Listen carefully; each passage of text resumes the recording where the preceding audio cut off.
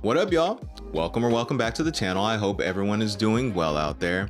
Now, I typically talk to y'all on this channel about photography in the context of using cameras. But today, for this video, I'm actually still going to talk to you about photography. But in this case, I'm going to talk to y'all about lighting. And that is because I have with me the CINEPEER CF100 light wand. Now, this is a light stick from a company called Zhiyun, and it is meant to be a versatile, powerful, and portable lighting solution that you can either use in a studio, in an office, or bring with you on the go.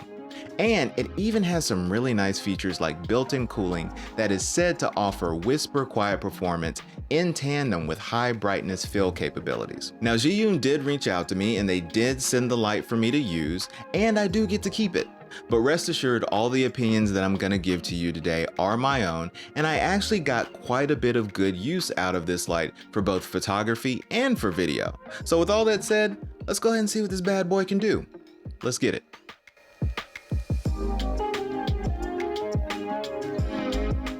Now, before I get into how I've been using this light, let me give you a little rundown of the CF100. I received the combo version of this light, and with that, you get the light, you get some very handy modifiers in the form of a barn door attachment and a light diffusing cover. You get a charging cable, and you get a nice little storage bag for packing the light away when you're done using it. Now, overall, it's a pretty nice little kit. The only thing I wish they would have included is a mini tripod attachment for the 1/4-20 mount at the bottom of this light. Now, speaking of the 1/4-20 mount, the CF100 is actually pretty well built. It does have a mostly plastic construction, but overall, it is pretty solid and sturdy. It is relatively light at 2.1 pounds, so handling and maneuverability really isn't an issue for me. And it has this nice grippy, I'd say vegan leather texture handle for using the light handheld, which isn't bad, but overall, I do wish Zhiyun would have made the handle a little bit more ergonomic like they do with their gimbals. Other parts of the build include 6 built-in fans for their dynamic cooling system, USB-C and DC ports for power and charging, and of course, a control panel that includes a power button, a wheel dial, and an LCD screen for operation, which is super simple. To turn the light on, you press and hold the power button for a few seconds, and then you turn the dial wheel. Now, to turn the light off, you press and hold the power button again for a few more seconds, and it should go right off. On each end of the dial wheel, there is a button press option to get you into the different lighting modes.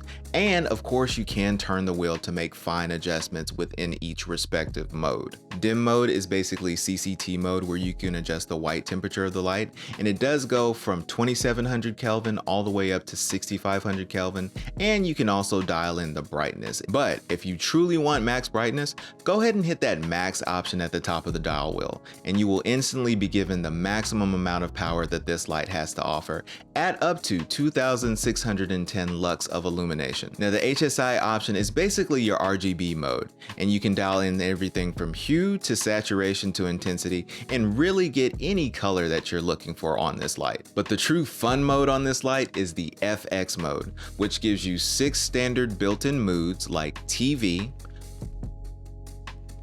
faulty bulb, candle, lightning, fire, and SOS.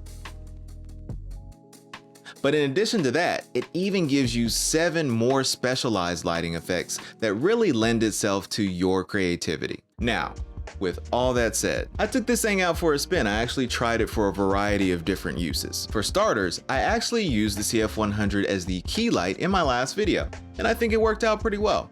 But I have to be honest with y'all, I do think that the key light that I normally use, which is the light that's lighting my face right now, I do prefer that one over the CF100 just because it is a bigger, softer light source. But the benefit of the CF100 is that it is way more compact than my normal key light. It saves way more space in my office, and it's much easier to set up. Moving forward, I'll probably use the CF100 for more impromptu lighting setups where I need to get into tighter spaces and film A-roll from non-typical camera angles. Now next, I decided to try the CF100 for some creative RGB portraits with this very handsome model here. And what I loved about using the CF100 for this scenario is that Once again, it was super easy to set up and mount because it is so light, so portable, and it does have that quarter 20 mount at the bottom. It was also really easy to adjust the RGB and get it dialed into just the right color that I was looking for the creative vision that I had. The CF100 worked really well as both a standalone light, but then also when I brought in a second RGB light in order to get some complementary colors going. And I think the results turned out pretty well.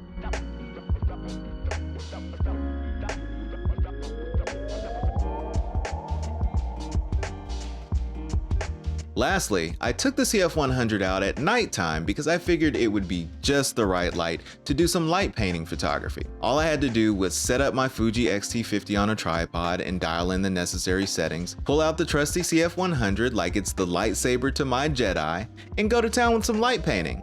And I definitely got my workout in.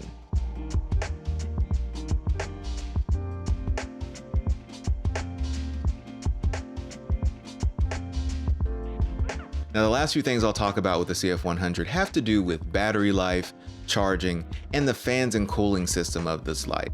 Now, I'll start with the fan because, quite honestly, they never really came on for me. And that may have to do with the fact that I never really used this light at max power because my typical use didn't really require the maximum amount of brightness that the CF100 had to offer. And so it actually gave me quite a bit of peace of mind knowing that I could use this light normally as I typically would, and the fans really wouldn't come on. As far as battery life goes, the CF100 lasted pretty much for the entirety of all the different scenarios that I used it in. I think the lowest I ever really got as far as battery life goes was about 25%. And charging it back up was pretty fast. Now, I must admit that I actually do typically prefer lights that have batteries that you can swap in and out fairly quickly, but the CF100 only having a built-in rechargeable battery didn't really bother me that much. Now, at the time of this recording, the CINEPEER CF100 does retail for $179 for the combo that I showed here today. However, right now you can get it at a discount if you use the affiliate links and discount code that I've linked down in the description below. But yeah, y'all, that is the CINEPEER CF100. I actually think this is a great little light, and I'll definitely be using it more for photography and filming some YouTube videos. In fact, I think I might have to pick up a second one of these bad boys. If you like this video, go ahead and drop this video a like. If you haven't subscribed already, go ahead and hit that subscribe button. Go ahead and hit that notification bell to stay informed on any future videos I have coming up. But until next time, y'all, I will catch y'all later.